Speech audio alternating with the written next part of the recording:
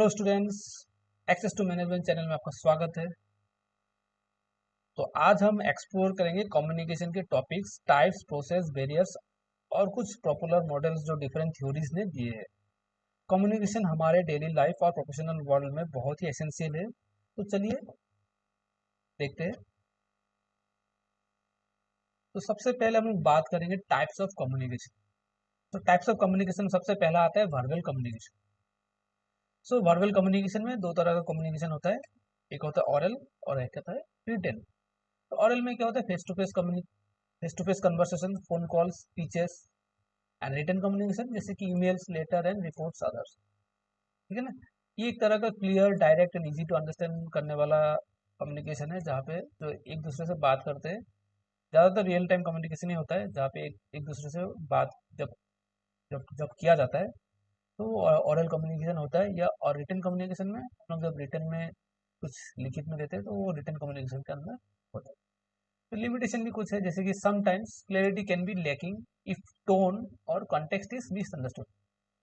इसका मतलब मान लीजिए, जब हम लोग बचपन में, जब हमारी माँ हमें खाना खिलाने की कोशिश करती थी, कभी कभार हमें डांट भी देती थी, राइट।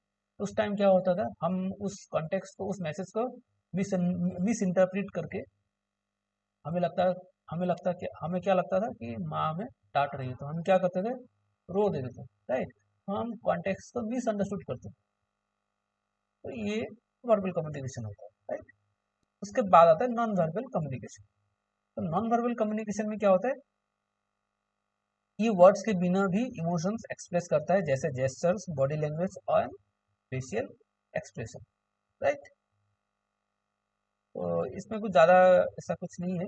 जैसे मान लीजिए, फॉर एग्जांपल देता हूँ मैं, जब मैं यूजीसी नेट एग्ज़ाम क्वालिफाई किया था, तो मेरा जो फेशियल एक्सप्रेशन था, बॉडी लैंग्वेज था, वो देख के मेरे पेरेंट्स को समझ में आ गया था कि मैं यूजीसी नेट क्वालिफाई कर चुका हूँ, राइट।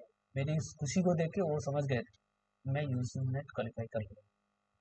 तो ये नॉन वर्बल कम्युनिकेशन, ये क्या होता है, non verbal communication verbal communication को सपोर्ट भी करती है। अगर आपके कम्युनिकेशन में नॉन वर्बल कम्युनिकेशन भी इंक्लूड रहेगा ना, तो वो कम्युनिकेशन क्या हो रहेगा, और स्ट्रांग बन जाएगा, और स्ट्रांग बन जाएगा। मान लीजिए, आप किसी को समझा रहे, एक टीचर जब क्लासरूम में समझाती है या समझाता है, तो अपना बॉडी लैंग्वेज भी उसका बहुत इस टाइम बहुत काम में होता है। अगर वो अपना बॉडी लैंग्वेज भी उस तरह से यूज करेगी ना, तो क्या होगा, तो स्टूडेंट को और ज्यादा अच्छे से समझ में आएगा वो चीज, राइट।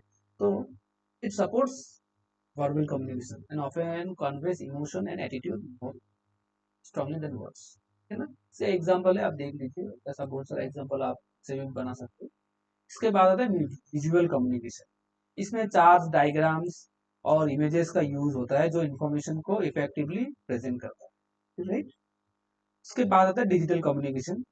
तो आजकल डिजिटल प्लेटफॉर्म्स जैसे ईमेल, सोशल मीडिया से कम्युनिकेट करना कॉमन हो गया है, तो आपको पता ही है कैसे किया जाता है। तो आगे बढ़ते हैं।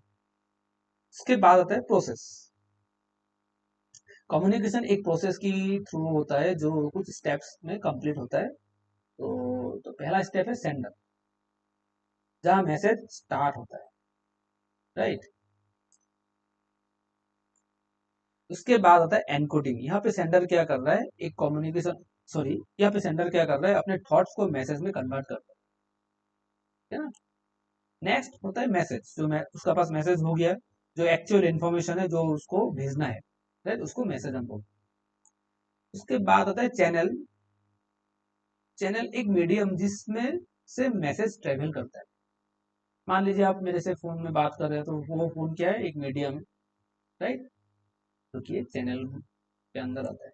उसके बाद आता है रिसीवर, जो इंडिविजुअल आपके मैसेज को रिसीव करता है, राइट। देन आता है डिकोडिंग। यहाँ पे क्या हो रहा है, रिसीवर उस मैसेज को इंटरप्रेट करता है, समझने का कोशिश करता है, राइट, उसको डिकोड करता है मैसेज को। नेक्स्ट आता है feedback. The receiver responds to the message and allow the sender to understand the message was interpreted correctly. तो यहाँ पे क्या हो रहा है, रिसीवर जो जिसने मैसेज को रिसीव किया था, वो क्या करे, वापस से एक फीडबैक भेजेगा, वापस से एक मैसेज भेजेगा उस सेंडर को कि उसको समझ में आ गया है या उसको मैसेज वो मिल चुका है, राइट। नेक्स्ट आता है नॉइस, नॉइस एक तरह का बैरियर भी आप उसको बोल सकते हो, जो कि डिस्टरबेंस क्रिएट करता है एक मैसेज में, उस मैसेज को क्लियर नहीं होने देता, राइट। तो आगे हम लोग बैरियर्स के बारे में और डिटेल में पढ़ेंगे। तो सबसे पहला बैरियर आता है फिजिकल बैरियर। फिजिकल बैरियर मतलब जैसे बैकग्राउंड नॉइस या दूरी। अगर आप डिस्टेंस प्लेस में हो, मैं यहाँ पे बैठा हूँ, आप अपने घर पे बैठे हो, मैं अगर बिना फोन से बात करूंगा, मैं कुछ सुनाई नहीं देगा, राइट। ज्योग्राफिक डिस्टेंस, या मैं आपको पढ़ा रहा हूँ एक क्लासरूम में और बैकग्राउंड में कुछ लाउड म्यूजिक चल रहा है, तो क्या होगा, हमारा जो टीचिंग है वो हैम्पर होगा, आपको कुछ समझ में, आपको कुछ सुनाई नहीं देगा। तो ये फिजिकल बैरियर इसको बोला जाता है। नेक्स्ट आता है साइकोलॉजिकल बैरियर। अगर आप थोड़ा स्ट्रेस्ड हो और या इमोशनली डाउन हो या बायस हो कुछ मैसेज को लेके, तो उस मैसेज को आप डिस्टोर्ट कर सकते हो, मतलब आप उस मैसेज को गलत समझ रहे हो या गलत समझ सकते हो या गलत इंटरप्रेट कर सकते हो उस मैसेज को, राइट। देन आता है लैंग्वेज बैरियर।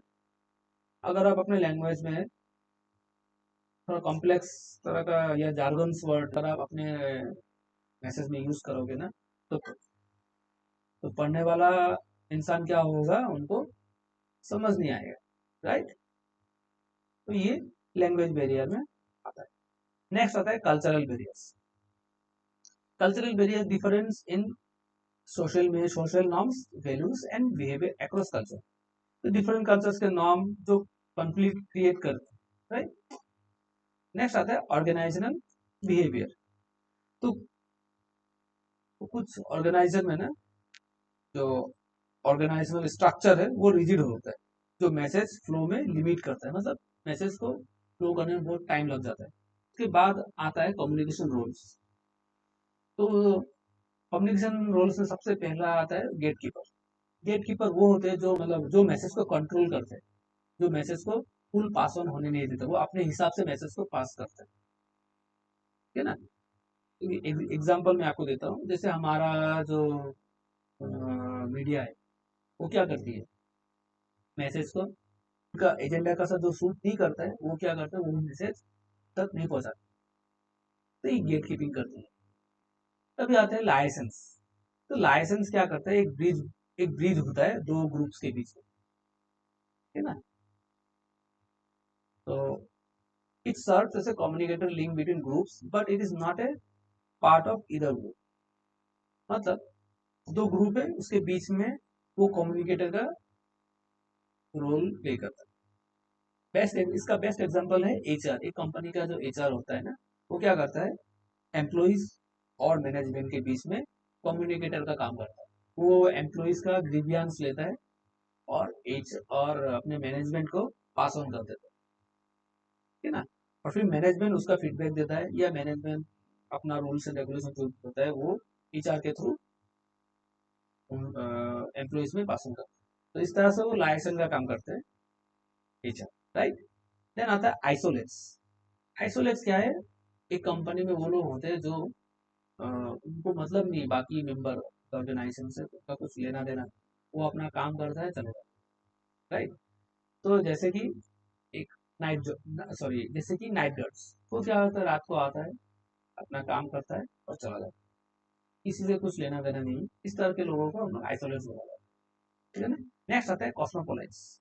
कॉस्मोपोलाइट्स वो होते हैं जिनका जिनका नेटवर्क ऑर्गेनाइजेशन के बाहर भी बहुत बड़ा उनका नेटवर्क है, ठीक है ना।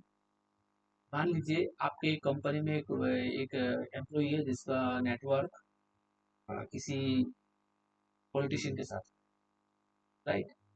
तो ऑर्गेनाइजेशन के बाहर उसका नेटवर्क है, जिससे वो क्या, ऑर्गेनाइजेशन को फायदा मिल रहा है, आपका कोई भी काम उस पॉलिटिशियन के थ्रू हो जा रहा है, राइट। तो इस तरह के लोगों को हम लोग कॉस्मोपोलाइट्स बोलते हैं। नेक्स्ट हम लोग बात करेंगे models of communication process by different theories. ये बहुत इंपॉर्टेंट है, तो ध्यान से सुनिएगा मैं जो भी बोल रहा हूँ। सबसे पहले आता है Shannon and weber linear model, जो कि 1949 में शैनन एंड वेबर ने दिया था। ये एक सिंपल वन वे मॉडल है जिसमें फीडबैक का कॉन्सेप्ट नहीं है, जैसे रेडियो या टीवी ब्रॉडकास्ट। यहाँ पे क्या हो रहा है, ये एक वन वे कम्युनिकेशन है, ये लीनियर है ना। लीनियर मतलब क्या है, लीनियर मतलब एक स्ट्रेट लाइन एक ही डायरेक्शन में मूव हो रहा है, तो इसको हम लोग लीनियर बोलते है ना।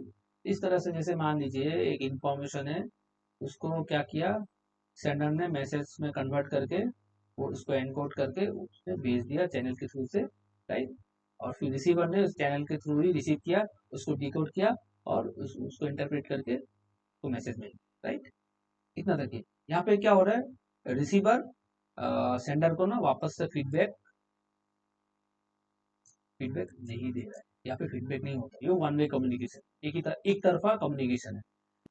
उसके बाद आता है स्क्रैम्स इंटरेक्टिव मॉडल। ये एक ट्रांजेक्शनल मॉडल है जहां सेंडर और रिसीवर दोनों एक दूसरे को फीडबैक भेज सकते हैं, राइट। जैसे कि यहाँ पे देखिए, इस मॉडल में देखिए, इस डायग्राम में आप देख सकते हैं, यहाँ पे एनकोडर क्या, यहाँ पे क्या सेंडर क्या कर रहा है, मैसेज को एनकोड कर रहा है, इसलिए उसको एनकोडर बोला गया है, राइट। मैसेज को एनकोड किया, उसके बाद उस मैसेज को उसने थ्रू मीडियम भेजा। मैसेज भेजने के बाद डिकोडर के पास आया, मतलब रिसीवर के पास आया, रिसीवर ने डिकोड किया। फिर रिसीवर ने क्या किया, उसको इंटरप्रेट किया।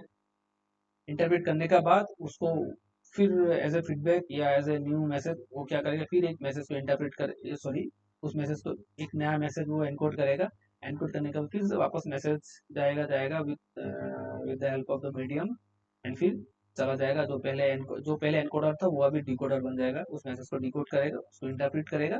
देन इस तरह से ये ट्रांजेक्शन मॉडल चलते रहता है, राइट। सर्कुलर वे में चलते रहेगा ये। तो ये स्क्रैम्स मॉडल ने किया था, ठीक है ना। तो अभी बात करेंगे बार्लो एसेंसियस मॉडल, जो कि उन्होंने 1960 में दिया था। एसेंसिया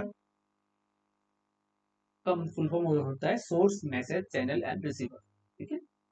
ये सोर्स, मैसेज, चैनल और रिसीवर के फैक्टर्स को इंपॉर्टेंस देता है। बस इतना याद रखिए, इसमें कुछ ज्यादा जानने के लिए कुछ है नहीं। आपको तो पता है सेंडर क्या करता है, सेंडर एक मैसेज को एनकोड करेगा, फिर मैसेज बनाएगा, उसको मैसेज चैनल से भेजेगा, फिर चैनल से रिसीवर को मिलेगा। ये एसएमसीआर मॉडल है जो जिसने बर्लो ने दिया था, राइट। तो आते हैं बर्लन ट्रांजेक्शन मॉडल। बर्लन ट्रांजेक्शनल मॉडल जो कि 1970 में उन्होंने दिया था। ये भी एक ट्रांजेक्शनल मॉडल है जिसमें बायर सॉरी जिसमें सेंडर एंड रिसीवर दोनों रियल टाइम इंटरेक्शन करते हैं। रियल टाइम इंटरेक्शन मीन्स आप और मैं दोनों ही ऑनलाइन या ऑफलाइन साथ में ही बैठे हैं, रियल टाइम में बात कर रहे हैं, राइट। उसको हम लोग, इसमें क्या हो रहा है, कंटिन्यूस फीडबैक मैसेज चला जा रहा है, सॉरी, इसमें क्या है, कंटिन्यूसली सेंडर भेज रहा है, सर्कुलर वे में ऐसा चलते ही रह रहा है रियल टाइम में। तो यही है बर्लिन ट्रांजेक्शनल मॉडल। तो दोस्तों, कम्युनिकेशन के टाइप्स, प्रोसेस, बैरियर्स और मॉडल्स के बारे में आज हमने इन डेप्थ डिस्कशन किया है। ये समझना कि कम्युनिकेशन के अलग अलग एस्पेक्ट्स क्या है, हम हमें प्रोफेशनल और पर्सनल लाइफ में बेटर कम्युनिकेटर बनने में मदद करता है। अगर आपको ये वीडियो हेल्पफुल लगा हो तो हमारे इस वीडियो को लाइक कीजिए, कमेंट कीजिए अगर आपको कुछ डाउट्स है, और हमारे इस चैनल को सब्सक्राइब जरूर कीजिए। तो आने वाले दिनों में लोग और भी वीडियोस लाने वाले हैं regarding UGC net management paper 2, जहाँ पे हम हर एक टॉपिक को डिस्कस करेंगे, हर एक टॉपिक के नोट्स हम लोग आपको प्रोवाइड करेंगे। इसलिए आप मेक श्योर कीजिए कि हमारा चैनल आप सब्सक्राइब कर चुके हैं। Thank you.